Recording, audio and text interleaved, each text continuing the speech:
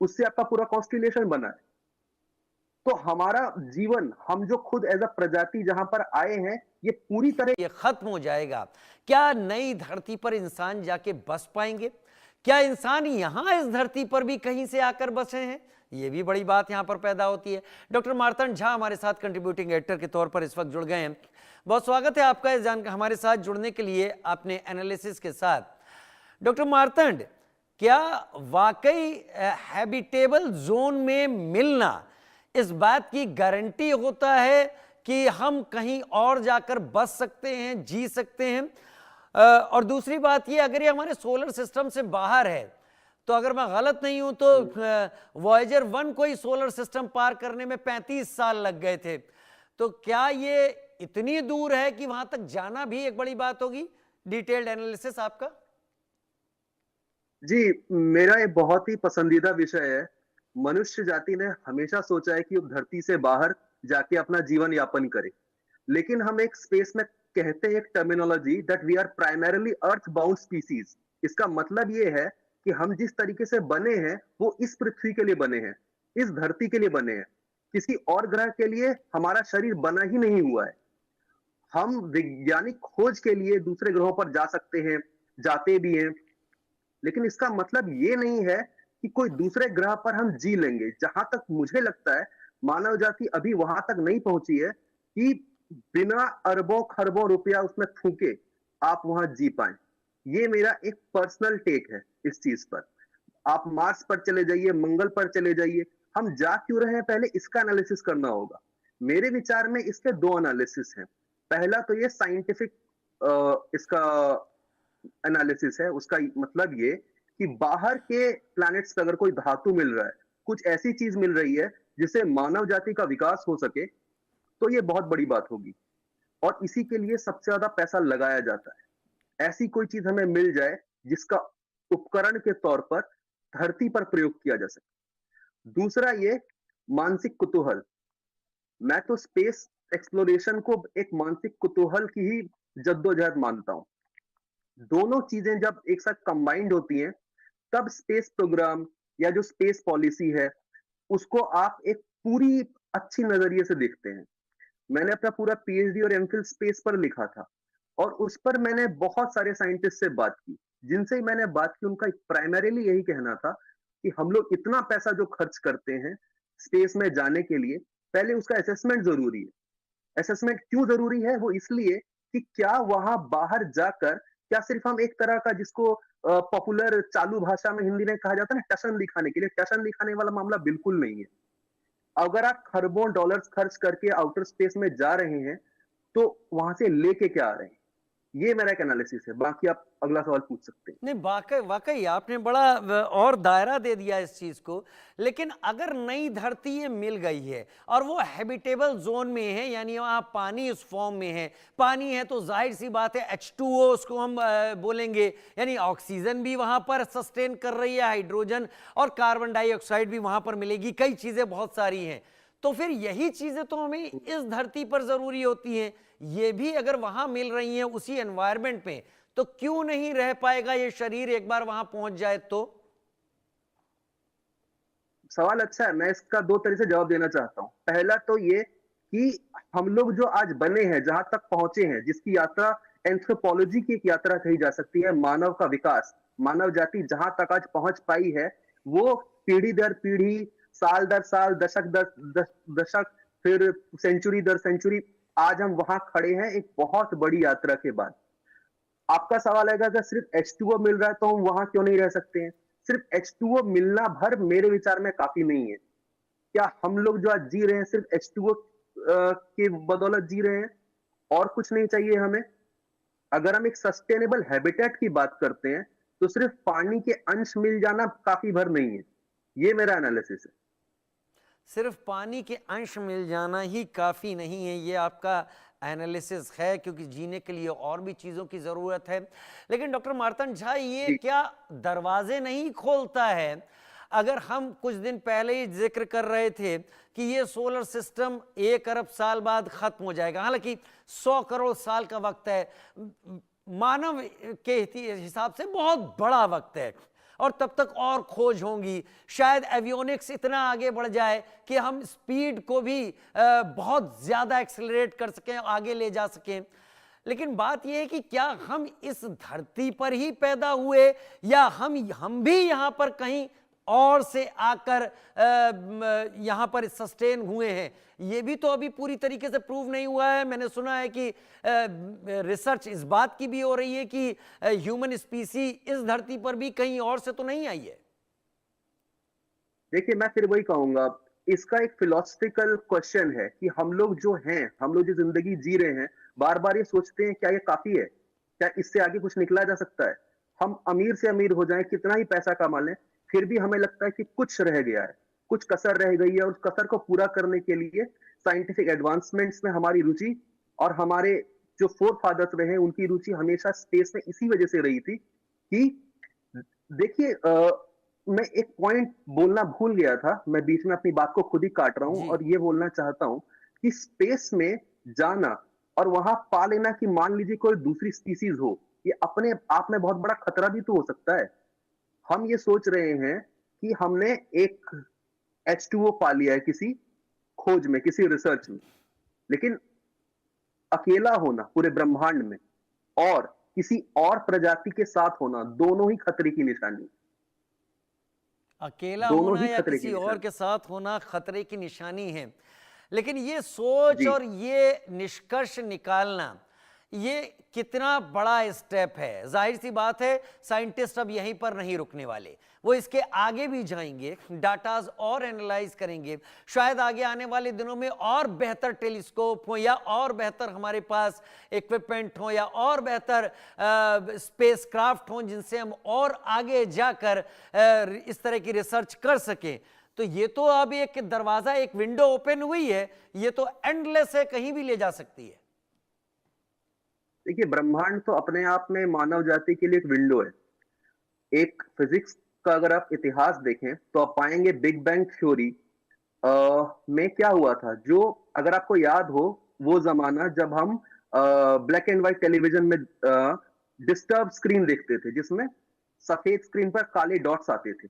जी। अगर आपको याद हो, अब जी। तो मुझे नहीं पता कितने बच्चों को याद होगा, लेकिन जी। 90s में जिन्होंने देखा है, उन्होंने, जब टीवी में डिस्टर्बेंस होती थी, एंटीना घुमाते थे, उसके बीच में काले एग्जैक्टली। डॉट्स आते थे। हाँ। काले डॉट्स क्या है? वो बिग बैंग थ्योरी पे जो लाइट निकली है, वो काले डॉट्स उसी को दिखा रहे हैं। सो बेसिकली हम लोग 1 अरब साल पीछे का जो एक तरह से टाइम मशीन ही तो देख रहे हैं, राइट? ये जो उस समय क्या हुआ था बिग बैंग के समय पर, जो पॉजिटिव चार्ज थे वो नेगेटिव चार्जेस को कैंसिल कर रहे थे। एक ने एक को कैंसिल किया, दो ने दूसरे को कैंसिल किया, एक अरबवे ने एक अरबवे को कैंसिल किया। उसके बाद एक अपवाद निकला, मतलब 1 अरब के बाद जो पहला पार्टिकल आया, उसको उसका साथी, उसका पार्टनर नहीं मिला, वाकई। तो बच गया। फिर वही प्रक्रिया शुरू हुई। तो एक, कई मायनों में हमारा ब्रह्मांड ही एक तरीके से एक अपवाद है कि हर 1 अरब के बाद एक ऐसा पार्टिकल चार्ज होता था जिसको अपना पार्टनर नहीं मिलता था, और उससे आपकी पूरी आकाशगंगा बनी है, उससे आपका पूरा कॉन्स्टिलेशन बना है। तो हमारा जीवन, हम जो खुद एज अ प्रजाति जहां पर आए हैं, ये पूरी तरह ये खत्म हो जाएगा। क्या नई धरती पर इंसान जाके बस पाएंगे? क्या इंसान यहां इस धरती पर भी कहीं से आकर बसे हैं? ये भी बड़ी बात यहां पर पैदा होती है। डॉक्टर मार्तंड झा हमारे साथ कंट्रीब्यूटिंग एडिटर के तौर पर इस वक्त जुड़ गए हैं। बहुत स्वागत है आपका इस हमारे साथ जुड़ने के लिए, आपने एनालिसिस के साथ। डॉक्टर मार्तंड, क्या वाकई हैबिटेबल जोन में मिलना इस बात की गारंटी होता है कि हम कहीं और जाकर बस सकते हैं, जी सकते हैं? और दूसरी बात ये, अगर ये हमारे सोलर सिस्टम से बाहर है, तो अगर मैं गलत नहीं हूं तो वॉयेजर 1 को ही सोलर सिस्टम पार करने में 35 साल लग गए थे। तो क्या ये इतनी दूर है कि वहां तक जाना भी एक बड़ी बात होगी? डिटेल्ड एनालिसिस आपका। जी, मेरा ये बहुत ही पसंदीदा विषय है। मनुष्य जाति ने हमेशा सोचा है कि वो धरती से बाहर जाके अपना जीवन यापन करे, लेकिन हम एक स्पेस में कहते हैं एक terminology that we are primarily earth bound species. इसका मतलब ये है कि हम जिस तरीके से बने हैं वो इस पृथ्वी के लिए बने हैं, इस धरती के लिए बने हैं। किसी और ग्रह के लिए हमारा शरीर बना ही नहीं हुआ है। हम वैज्ञानिक खोज के लिए दूसरे ग्रहों पर जा सकते हैं, जाते भी हैं, लेकिन इसका मतलब ये नहीं है कि कोई दूसरे ग्रह पर हम जी लेंगे। जहां तक मुझे लगता है, मानव जाति अभी वहां तक नहीं पहुंची है कि बिना अरबों खरबों रुपया उसमें फूके आप वहां जी पाए। ये मेरा एक पर्सनल टेक है इस चीज पर। आप मार्स पर चले जाइए, मंगल पर चले जाइए, हम जा क्यों रहे हैं पहले इसका एनालिसिस करना होगा। मेरे विचार में इसके दो एनालिसिस हैं। पहला तो ये साइंटिफिक इसका एनालिसिस है। उसका मतलब ये कि बाहर के प्लैनेट्स पे अगर कोई धातु मिल रहा है, कुछ ऐसी चीज मिल रही है जिससे मानव जाति का विकास हो सके, तो ये बहुत बड़ी बात होगी और इसी के लिए सबसे ज्यादा पैसा लगाया जाता है। ऐसी कोई चीज हमें मिल जाए जिसका उपकरण के तौर पर धरती पर प्रयोग किया जा सके। दूसरा ये मानसिक कुतूहल। मैं तो स्पेस एक्सप्लोरेशन को एक मानसिक कुतूहल की ही जद्दोजहद मानता हूं। दोनों चीजें जब एक साथ कंबाइंड होती हैं, तब स्पेस प्रोग्राम या जो स्पेस पॉलिसी है, उसको आप एक पूरी अच्छी नजरिए से देखते हैं। मैंने अपना पूरा पीएचडी और एमफिल स्पेस पर लिखा था और उस पर मैंने बहुत सारे साइंटिस्ट से बात की। जिनसे मैंने बात की उनका प्राइमरीली यही कहना था कि हम लोग इतना पैसा जो खर्च करते हैं स्पेस में जाने के लिए, पहले उसका असेसमेंट जरूरी है। असेसमेंट क्यों जरूरी है? वो इसलिए कि क्या वहां बाहर जाकर, क्या सिर्फ हम एक तरह का जिसको पॉपुलर चालू भाषा में हिंदी में कहा जाता है ना, टशन दिखाने के लिए, टशन दिखाने वाला मामला बिल्कुल नहीं है। अगर आप खरबों डॉलर्स खर्च करके आउटर स्पेस में जा रहे हैं, तो वहां से लेके क्या आ रहे हैं? ये मेरा एक एनालिसिस है। बाकी आप अगला सवाल पूछ सकते हैं। नहीं, वाकई वाकई आपने बड़ा और दायरा दे दिया इस चीज को। लेकिन अगर नई धरती ये मिल गई है और वो हैबिटेबल जोन में है, यानी वहाँ पानी उस फॉर्म में है, पानी है तो जाहिर सी बात है H2O उसको हम बोलेंगे, यानी ऑक्सीजन भी वहाँ पर सस्टेन कर रही है, हाइड्रोजन और कार्बन डाइऑक्साइड भी वहाँ पर मिलेगी, कई चीज़ें बहुत सारी हैं। तो फिर यही चीज़ें तो हमें इस धरती पर ज़रूरी होती हैं।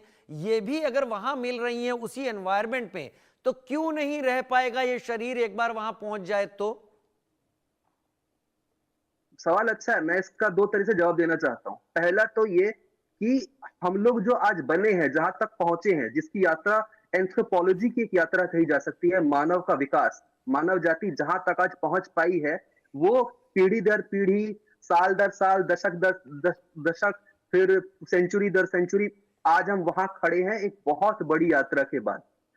आपका सवाल है कि अगर सिर्फ H2O मिल रहा है तो हम वहां क्यों नहीं रह सकते हैं?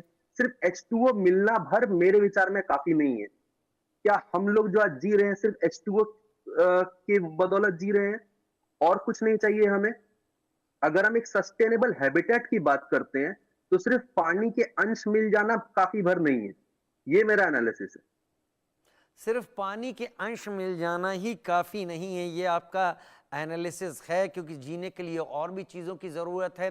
लेकिन डॉक्टर मार्तंड झा, ये जी। क्या दरवाजे नहीं खोलता है? अगर हम कुछ दिन पहले ही जिक्र कर रहे थे कि ये सोलर सिस्टम 1 अरब साल बाद खत्म हो जाएगा, हालांकि 100 करोड़ साल का वक्त है, मानव के हिसाब से बहुत बड़ा वक्त है, और तब तक और खोज होंगी, शायद एवियोनिक्स इतना आगे बढ़ जाए कि हम स्पीड को भी बहुत ज़्यादा एक्सेलरेट कर सकें, आगे ले जा सकें। लेकिन बात यह है कि क्या हम इस धरती पर ही पैदा हुए, या हम भी यहाँ पर कहीं और से आकर यहाँ पर सस्टेन हुए हैं? ये भी तो अभी पूरी तरीके से प्रूव नहीं हुआ है। मैंने सुना है कि रिसर्च इस बात की भी हो रही है कि ह्यूमन स्पीसी इस धरती पर भी कहीं और से तो नहीं आई है। देखिए, मैं फिर वही कहूंगा, इसका एक फिलोसफिकल क्वेश्चन है कि हम लोग जो हैं, हम लोग जो जिंदगी जी रहे हैं, बार बार ये सोचते हैं क्या ये काफी है, क्या इससे आगे कुछ निकला जा सकता है? हम अमीर से अमीर हो जाएं, कितना ही पैसा कमा लें, फिर भी हमें लगता है कि कुछ रह गया है, कुछ कसर रह गई है, और उस कसर को पूरा करने के लिए साइंटिफिक एडवांसमेंट्स में हमारी रुचि, और हमारे जो फोर फादर्स रहे हैं उनकी रुचि हमेशा स्पेस में इसी वजह से रही थी कि, देखिए, मैं एक पॉइंट बोलना भूल गया था। मैं बीच में अपनी बात को खुद ही काट रहा हूं जी। और ये बोलना चाहता हूं कि स्पेस में जाना और वहां पा लेना कि मान लीजिए कोई दूसरी स्पीसीज हो, ये अपने आप में बहुत बड़ा खतरा भी तो हो सकता है। हम ये सोच रहे हैं कि हमने एक H2O पा लिया है किसी खोज में, किसी रिसर्च में, लेकिन अकेला होना पूरे ब्रह्मांड में और किसी और प्रजाति के साथ होना दोनों ही खतरे की निशानी, अकेला दोनों होना ही या खतरे की किसी और निशानी। के साथ होना खतरे की निशानी है। लेकिन ये सोच जी, और ये निष्कर्ष निकालना, ये कितना बड़ा स्टेप है। जाहिर सी बात है, साइंटिस्ट अब यहीं पर नहीं रुकने वाले, वो इसके आगे भी जाएंगे, डाटाज और एनालाइज करेंगे। शायद आगे आने वाले दिनों में और बेहतर टेलीस्कोप हो, या और बेहतर हमारे पास इक्विपमेंट हो, या और बेहतर स्पेसक्राफ्ट हो, जिनसे हम और आगे जाकर इस तरह की रिसर्च कर सकें। तो ये तो अब एक दरवाजा, एक विंडो ओपन हुई है, ये तो एंडलेस है, कहीं भी ले जा सकती है। देखिए ब्रह्मांड तो अपने आप में मानव जाति के लिए एक विंडो है। एक फिजिक्स का अगर आप इतिहास देखें तो आप पाएंगे बिग बैंग थ्योरी में क्या हुआ था। जो अगर आपको याद हो, वो जमाना जब हम ब्लैक एंड व्हाइट टेलीविजन में डिस्टर्ब स्क्रीन देखते थे, जिसमें सफेद स्क्रीन पर काले डॉट्स आते थे। जी अगर आपको याद हो, अब जी तो मुझे नहीं पता कितने बच्चों को याद होगा, लेकिन जी 90s में जिन्होंने देखा है, उन्होंने जब टीवी में डिस्टरबेंस होती थी, एंटीना घुमाते थे, उसके बीच में काले एग्जैक्टली डॉट्स आते थे। हाँ काले डॉट्स क्या है? वो बिग बैंग थ्योरी पे जो लाइट निकली है, वो काले डॉट्स उसी को दिखा रहे हैं। सो बेसिकली हम लोग 1 अरब साल पीछे का जो एक तरह से टाइम मशीन ही तो देख रहे हैं, राइट? ये जो उस समय क्या हुआ था बिग बैंग के समय पर, जो पॉजिटिव चार्ज थे वो नेगेटिव चार्जेस को कैंसिल कर रहे थे। एक ने एक को कैंसिल किया, दो ने दूसरे को कैंसिल किया, एक अरबवे ने एक अरबवे को कैंसिल किया। उसके बाद एक अपवाद निकला, मतलब 1 अरब के बाद जो पहला पार्टिकल आया, उसको उसका साथी, उसका पार्टनर नहीं मिला, वाकई तो बच गया। फिर वही प्रक्रिया शुरू हुई। तो एक कई मायनों में हमारा ब्रह्मांड ही एक तरीके से एक अपवाद है कि हर 1 अरब के बाद एक ऐसा पार्टिकल चार्ज होता था जिसको अपना पार्टनर नहीं मिलता था, और उससे आपकी पूरी आकाशगंगा बनी है, उससे आपका पूरा कॉन्स्टिलेशन बना है। तो हमारा जीवन, हम जो खुद